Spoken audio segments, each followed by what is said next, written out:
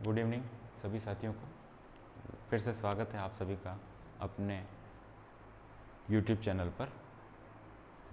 दुर्गों की इस कड़ी में हम आज लेकर के आए हैं अपना एक और दुर्ग, रणथंभौर दुर्ग। यूनेस्को ने इसको 2013 में विश्व धरोहर सूची में शामिल किया है। इससे पहले हमने पूर्व में जो 2 किले भी पढ़े हैं उनको भी विश्व धरोहर सूची में यूनेस्को ने 2013 में कंबोडिया की राजधानी नोम पेह में 2013 के अंदर विश्व धरोहर सूची में शामिल किया था। तो राजस्थान के कुल 6 जिले उस श्रेणी में सम्मिलित हैं विश्व धरोहर सूची में। राजस्थान के कुल 6 पहाड़ी जिले, उसी में से आज हम जो पढ़ने जा रहे हैं वो है रणथंभौर दुर्ग। रणथंभौर दुर्ग सवाई माधोपुर जिले में स्थित है। बात करें इसके निर्माण की तो इसका निर्माण जो है उसके रिलेटेड हमारे पास में 3 मत हैं। उन तीनों मतों को हमें एग्ज़ाम में ध्यान रखना है। प्रश्न किसी भी तरह से पूछा जा सकता है, जैसे बुंदेलखंडी प्रशस्ति के अनुसार रणथंभौर दुर्ग का निर्माण किसने करवाया, तो हमें ध्यान रखना है चंदेल राजा जेता के द्वारा करवाया गया। तो इस तरह से प्रश्न पूछा जा सकता है। तो हमें सीक्वेंस है इस तरह से देख लेते हैं। वीर विनोद जो कि श्यामल दास जी की पुस्तक है, उस पुस्तक के अनुसार 8वीं सदी में ठाकुर महेश दास गौड़ द्वारा इस रणथंभौर दुर्ग का निर्माण करवाया गया। बुंदेलखंड प्रशस्ति के अनुसार चंदेल राजा जेता द्वारा इस रणथंभौर दुर्ग का निर्माण करवाया गया। राजस्थानी साहित्य के अनुसार बात करें हम तो सांबर के सामंत रणती देव चौहान, जिन्हें रणथंभन देव चौहान के नाम से भी जाना जाता है। राजस्थानी साहित्य के अनुसार इस दुर्ग का निर्माण किसने करवाया? ऑप्शन में हमें रणती देव चौहान नजर आए तो उसे हमें गोला काला करना है। स्थिति की बात करें हम तो रणथंभौर दुर्ग कहाँ स्थित है? ये भी अरावली की श्रेणियों में ही जीसी पहाड़ी पर स्थित है। चंबल की घाटी के अंदर जो अरावली की पहाड़ियाँ हैं, रण व स्तंभ पहाड़ी, ये रण व स्तंभ पहाड़ी गोलाकार पहाड़ियाँ हैं। इन अंडाकार पहाड़ियों के ऊपर यह दुर्ग स्थित है। इतिहासकार हीराचंद ओझा जी ने बताया कि ये अंडाकार पहाड़ियों पर स्थित है। इस दुर्ग को भी हमने कुछ उपनाम दिए हैं, जैसे अदृश्य दुर्ग। इसका कारण क्या है अभी मैं आगे की जस्ट बताऊंगा मैं कड़ी में। दुर्गाधिराज, दुर्गाधिपति इसलिए कहा है क्योंकि ये दुर्ग अभेद्य दुर्ग था। काफ़ी इसके ऊपर आक्रमण हुए, लेकिन इसके ऊपर जो आक्रमण हुए अधिकतर असफल आक्रमण हुए। हमीर की आन बान शान का प्रतीक भी इसे कहा जाता है। बख्तरबंद दुर्ग के बारे में इसे अबुल फजल ने जब बात करी थी तो कहा इस दुर्ग को बख्तरबंद दुर्ग। और दूसरे राजपूताने के जो दुर्ग हैं उन्हें इस अबुल फजल ने नंगा बताया और रणथंभौर दुर्ग को बख्तरबंद दुर्ग बताया। इसी दुर्ग के अंदर हम बात करें प्रवेश द्वार कौन कौन से हैं, तो हमें 2 मुख्य जो प्रवेश द्वार हैं उनके रिलेटेड प्रश्न एग्जाम में अधिकतर पूछे जाते हैं। 9 लखा दरवाज़ा, इस दरवाजे के निर्माण के दौरान कुल 9 लाख रुपए का खर्च आया था। इस 9 लखा दरवाजे के ऊपर एक प्रशस्ति अंकित है जिस पर लिखा गया है कि इस दरवाजे का जो जीर्णोद्धार है वो जयपुर के महाराजा जगत सिंह के द्वारा करवाया गया। जस्ट इस दरवाजे के अगर आप आगे आते हैं तो एक और नया दरवाज़ा हमें नज़र आता है, त्रिपोलिया दरवाज़ा। इस त्रिपोलिया दरवाजे के और अन्य नाम हैं जैसे तोरण दरवाज़ा, तिकोना दरवाज़ा, अंधेरी पोल। ये सब नाम इसी दुर्ग के अंदर, ये जो त्रिपोलिया दरवाज़ा है इसी के उपनाम हम कह सकते हैं। इस दरवाजे के ये उपनाम हैं। रणथंभौर दुर्ग की बात करें हम तो प्रवेश द्वार के जो मुख्य प्रवेश द्वार हैं, इन दोनों प्रवेश द्वारों के अंदर प्रवेश करने के बाद में हमें ये रणथंभौर दुर्ग नज़र आता है। अगर हम इन दोनों दुर्ग से बाहर से इस दुर्ग को देखते हैं तो वो हमें नज़र नहीं आता। इस कारण से इसे हमने अदृश्य दुर्ग की संज्ञा दी है। अन्य प्रमुख द्वार भी आते हैं जैसे हाथी पोल, गणेश पोल, सूरज पोल। याद रखेंगे हम रणथंभौर जो दुर्ग है उसमें सूरज पोल एक दरवाज़ा भी आता है।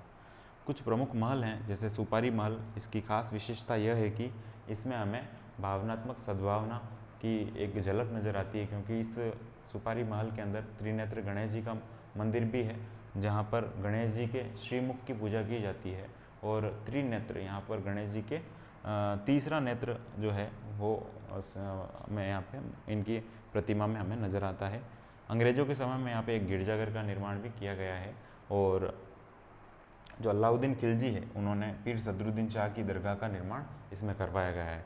तो इस तरह से हमें यहाँ पे सांप्रदायिक सद्भावना और एक भावनात्मक एकता का यहाँ पे परिचय ये सुपारी महल देता है। कैसे याद करेंगे, जैसे हम सुपारी जब हम खाते हैं तो हमें एक अलग सा स्वाद आता है ना, तो हम जैसे सद्भावना के साथ रहेंगे तो हमें एक अलग सा स्वाद आएगा। और हम बात करें रंग महल, जोगी महल, हमीर महल, ये भी इसी दुर्ग के अंदर शामिल है।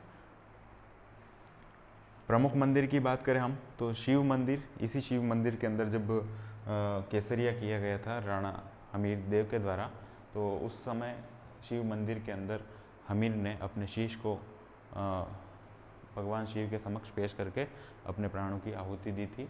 और रण भवानी मंदिर भी इसी दुर्ग के अंदर स्थित है। आशापुरा माता का मंदिर, लक्ष्मी नारायण मंदिर और हनुमान मंदिर भी इसी रणथंभौर दुर्ग के अंदर इस दुर्ग की ओर सुशोभित करते हैं इसको। इसी दुर्ग में हम बात करें तो और अन्य प्रमुख स्थल जैसे हैं जोरा व बोरा, जो अनाज के भंडार और गोदाम के लिए काम में लिए जाते थे। अकबरकालीन टकसाल भी यहाँ पर एक स्थित है। टकसाल के अंदर सिक्के डाले जाते थे। और बारूद खाना, अधूरा स्वप्न अधूरी छतरी नाम से एक यहाँ पर एक छतरी है जो कि हाड़ी रानी कर्मावती ने इस अधूरी छतरी या अधूरे जो स्वप्न है उसका निर्माण शुरू करवाया था, लेकिन उनकी मृत्यु की वजह से यह काम अधूरा ही रह गया था। इस कारण से यह अधूरी छतरी या अधूरा स्वप्न कहलाता है। इसी दुर्ग के अंदर हम देखें तो कुछ तालाब है, जैसे पद्म सरोवर जिसे पद्मला तालाब भी कहते हैं, जिसमें राजस्थान के पहले साके के अंदर राणा हमीर की जो पुत्री थी देवल दे, उस देवल दे ने इसी तालाब में अपना प्राणों की आहुति दी थी। और गिलाई सागर, रनिहाड़ तालाब, ये तालाब जो हैं रणथंभौर दुर्ग के अंदर स्थित है। इस दुर्ग से रिलेटेड कुछ प्रमुख घटनाएं हैं, जैसे इस दुर्ग के ऊपर प्रथम मुस्लिम आक्रमण कब हुआ है तो वो हमें याद रखना है। 1226 ईस्वी में कुतुबुद्दीन ऐबक द्वारा इस दुर्ग के ऊपर आक्रमण हुआ था और कुतुबुद्दीन ऐबक की यहाँ पर जीत हुई थी। अब बात करते हैं हम इसी दुर्ग के ऊपर खिलजी वंश के किन शासकों ने आक्रमण किया था। तो 1291 और 92 में 2 बार जलालुद्दीन ने इस दुर्ग के ऊपर आक्रमण किया था। असफल रहने पर रणथंभौर दुर्ग के बारे में जलालुद्दीन ने एक कोट अपना दिया था, एक बात कही थी। इन्होंने बताया कि ऐसे 10 दुर्गों के बराबर में मुस्लिम के एक सिर के बाल के बराबर भी मैं इसको नहीं समझता हूँ। तो ऐसे 10 दुर्गों को मुस्लिम के सिर के एक बाल के बराबर भी तवज्जो नहीं देने का जो कथन है, ये किसने दिया है? जलालुद्दीन ने दिया है रणथंभौर दुर्ग के लिए। ये हम देख सकते हैं, इससे यहाँ से एक प्रश्न पूछा जा सकता है। रही बात आगे की, तो राजस्थान का जो पहला साका है वो 1301 ईस्वी में इसी दुर्ग में प्रारंभ हुआ था। तो याद रखेंगे हम, रणथंभौर दुर्ग से शुरुआत हुई है 1301 ईस्वी में राजस्थान का पहला साका हुआ था। अलाउद्दीन खिलजी वर्सेज राणा हमीर का युद्ध हुआ था, जिसमें राणा हमीर की हार हुई थी और अलाउद्दीन खिलजी ने यहाँ पे विजयी प्राप्त की थी। इससे बाद में राणा जो अलाउद्दीन खिलजी है उन्होंने इस दुर्ग का नाम बदल करके मोहम्मदाबाद रख दिया था। क्यों इनका यहाँ पर युद्ध हुआ था, इसके पीछे एक कहानी है। जैसे कि आप जानते हैं, जो मंगोल का सेनापति था, उस सेनापति के साथ में मिलकर के एक जो सुल्तान है उनकी क्या कहते हैं उसको, रानी, उसके साथ में उन्होंने अलाउद्दीन खिलजी को मारने का प्लान बनाया था। उस प्लान के बारे में अलाउद्दीन खिलजी को जानकारी मिल गई थी, तो उसके अलाउद्दीन खिलजी से डर के वो सेनापति, मंगोल सेनापति और वो रानी दोनों हमीर के पास में आए। रणथंभौर में इन्होंने शरण ली। तो शरणागतों को शरण देने के लिए हमीर देव ने एक शानदार हमारे लिए उदाहरण पेश किया है। इसीलिए कहा जाता है कि हमीर हट जो है वो काफ़ी प्रसिद्ध है। तिरिया तेल हमीर हट चढ़े न दूजी बार, आपने ये दोहा भी सुना होगा। तो ये इसी दुर्ग के लिए कहा गया है। और इस युद्ध के अंदर हमीर ने केसरिया किया था। और जौहर के अंदर अगर अपन बात करें तो रंग देवी ने जौहर किया था और उनकी पुत्री ने जल के अंदर कूद करके अपनी प्राणों की आहुति दी थी। इसी पहले साके के बाद में अमीर खुसरो ने अपने ग्रंथ खजाइन उल फतूह में इस युद्ध के बाद में कहा कि आज कुफ्र का गढ़ इस्लाम का घर हो गया है। अलाउद्दीन खिलजी ने ये बात कही थी और इस बात को लिखने के लिए अमीर खुसरो ने अपनी इस पुस्तक के अंदर खजाइन उल फतूह में ये लाइन लिखी हुई है।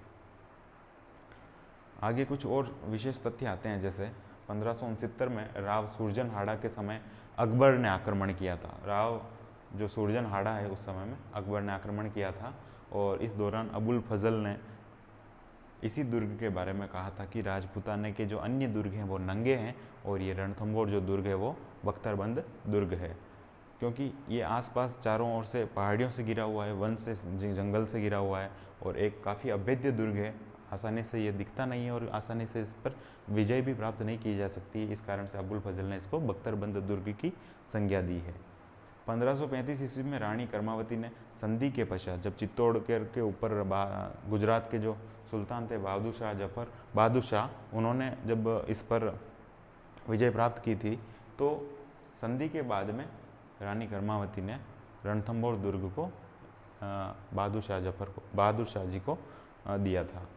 रणथंभौर दुर्ग की जो कुंजी है वो जैन दुर्ग भी कहलाता है, ये एक विशेष फैक्ट है। इसके साथ ही हम बात करें तो राजस्थान का जो पहला साका हुआ है वो कुछ चंद जो धोखेबाज थे उन्होंने राणा हमीर की सहायता न करके अलाउद्दीन खिलजी की सहायता करी।